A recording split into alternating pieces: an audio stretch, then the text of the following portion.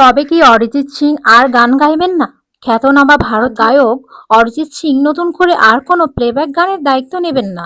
এ ঘোষণা দেওয়ার পর থেকেই তার ভক্তরা আবেগঘন শ্রদ্ধা জানাচ্ছেন। তার মধ্য দিয়ে সমসাময়িক বলিউডের সঙ্গীতের এক গুরুত্বপূর্ণ অধ্যায়ের অবসান ঘটল বলে মনে করছেন অনেকেই। কেউ কেউ তার কণ্ঠকে আখ্যা দিয়েছেন আমাদের ভাঙা হৃদয় আর উদযাপনের শব্দ হিসাবে, আবার কেউ বলেছেন তিনি আমাদের জীবনের প্রতিটি কোণে এক অনিবার্য উপস্থিতি।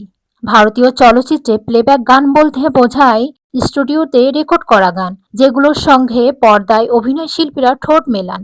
বলিউড গল্প বলার এক মৌলিক ভিত্তি। অরিজিৎ সিং এর কণ্ঠে এই ঐতিহ্যের সঙ্গে আঙ্গসঙ্গিকভাবে জড়িয়ে পড়েছিলেন। সাম্প্রতিক বছরগুলোতে প্রেমের ব্যালাড থেকে শুরু করে চার্ট টপিং সব জনপ্রিয় গানেরই কণ্ঠই ছিল তার।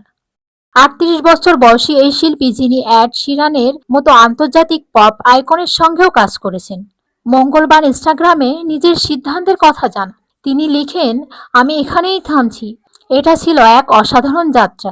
এরপর সামাজিক যোগাযোগ মাধ্যমে ভক্তদের আবেগঘন পোস্টে ভরে যায়, যেখানে তারা তুলে ধরেন কিভাবে অরিজিৎ সিং এর গান, যা নিয়মিত চার্টের শীর্ষে থাকত, ভারতের সাংস্কৃতিক জীবনের অবিচ্ছেদ্য অংশ হয়ে উঠেছে।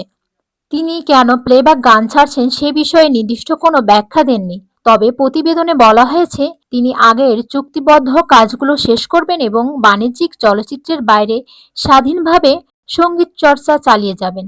নতুন সৃজনশীল প্রকল্পে নিজেকে নিয়োজিত করবেন। ক্যারিয়ারের শীর্ষ সময়ে থাকা একজন শিল্পীর জন্য এই সিদ্ধান্তকে অনেকে সাহসী ও ব্যতিক্রমী বলে মনে করেছেন।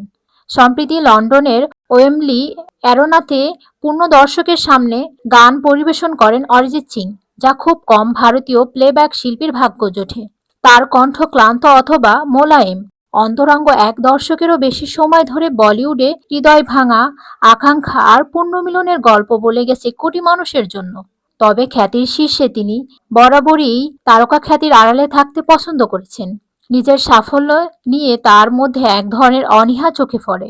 তিনি খুব কম সাক্ষাৎকার দেন, প্রচারণামূলক কর্মকাণ্ড এড়িয়ে চলেন এবং জনসম্মুখে এমন পোশাকে হাজির হন যা সহজেই চোখ এড়িয়ে যেতে পারে। নরম স্বরের মানুষ, মুখ ঢাকা হুডিতে।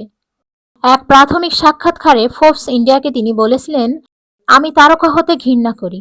নিজেকে তিনি এমন একজন মানুষ হিসাবে বর্ণনা করেছিলেন যিনি হঠাৎ করেই খ্যাতির জগতে ঢুকে পড়েছেন অনিচ্ছাকৃতভাবেই।